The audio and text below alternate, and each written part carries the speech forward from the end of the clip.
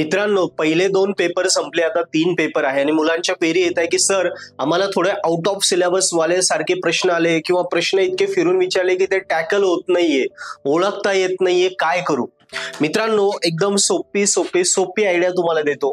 काय असतं आपल्या प्रश्नपत्रिकेमध्ये हे पहिलं क्लिअर करून घ्या, आउट ऑफ सिलेबस प्रश्न कधीच येऊ शकत नाही, कारण युनिव्हर्सिटीचा रूल आहे जेई टाकायचं ते त्या 6ची 6 5ची 5 युनिट मधनच टाकायचंय.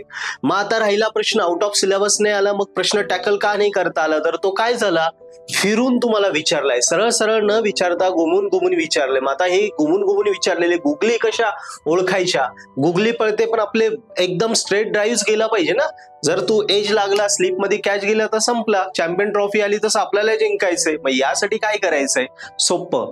काय होतं, आपल्याला प्रश्न फिरून विचारल्यावर का ओळखता येत नाही? कारण आपण रट्टा मारतो, कॉन्सेप्ट समजून घेत नाही, न्यूमरिकल समजून घेत नाही, तो कशा प्रकारे विचार जाऊ शकतो, त्यात काय काय अँगलने विचार जाऊ शकतो. कॉन्सेप्ट असेल तर कॉन्सेप्टला प्रश्न, हा कॉन्सेप्ट, याच्यावर असे प्रश्न आलेले आहे, पण अजून कसा येऊ शकतो, काय? मग तो कॉन्सेप्ट क्लिअर झाला, न्यूमरिकल क्लिअर झाला की थोडे डोळे बंद कर आणि 2 मिनिटं तो कॉन्सेप्ट आठवून बघ, एकदा पूर्ण आठवले त्याच्यावर कसे प्रश्न विचारलेले आहेत हे पहिल्यांदा आठव, आणि नंतर कसे प्रश्न अजून विचारू शकता, असे विचारू शकता, असे विचारू शकता, असे हे वेगवेगळे प्रकार थोडे समजून घे.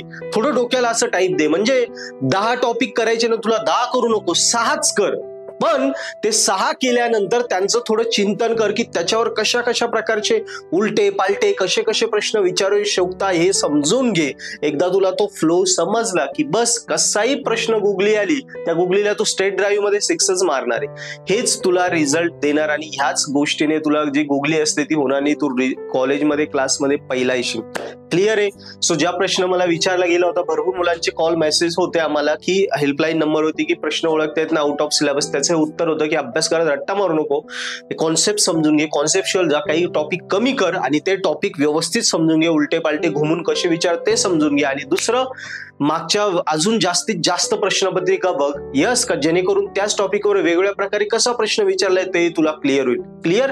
सो मित्रांनो, या प्रकारे अभ्यास करा वर्गात पहिले, आणि इनसेम क्लिअर करण्यासाठी किंवा इनसेम झाल्यानंतर सुद्धा तुम्हाला पहिले यायचं असेल तर आपलं पर्पल हॅट ऍप्लिकेशन आहे ते नक्की डाउनलोड करा, ज्यावरती नंबर ऑफ विषयांचे व्हिडिओ लेक्चर्स आहेत ते बघा, सॉल्व पेपर आहेत, unit wise IMP question bank, solve paper, त्यांचं एक्सप्लेनेशन, नोट्स, व्हिडिओ, सगळं काही आपल्या एकाच कोर्समध्ये. सो कुठलाही कोर्स घ्या, तो फ्री लेक्चर बघा, 10 मार्काचे फ्री लेक्चर आहे, आवडले तर कोर्स घ्या, सबस्क्राईब करा आणि वर्गात टॉप करा.